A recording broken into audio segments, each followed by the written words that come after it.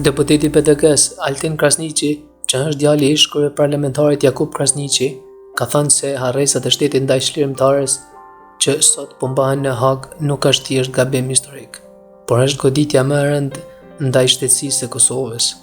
Krasniqi tha se sot nuk po gjykohen individ, por po gjykohen ata që e themeluan shtetin e Kosovës dhe i dhanë kuptim fjalës liri. Me këtë heshtje të pajustifikueshme, po i mësojnë brezave të rinjë se heronjet janë të përkohshëm, se sakrifica harrohet dhe se diniteti është barr. Po i mësojmë se liria nuk është vlerë për të mbrojtur, por çmim që harrohet sapo të fitohet. Po i mësojmë të fitimtarët nuk janë ata që luftuan, por ata që heshten, ka shkruar Krasniqi. Tutje, ai tha se Kosova nuk mund të ndërtojë të ardhmen duke mohuar themelet mbi të cilat është ngritur.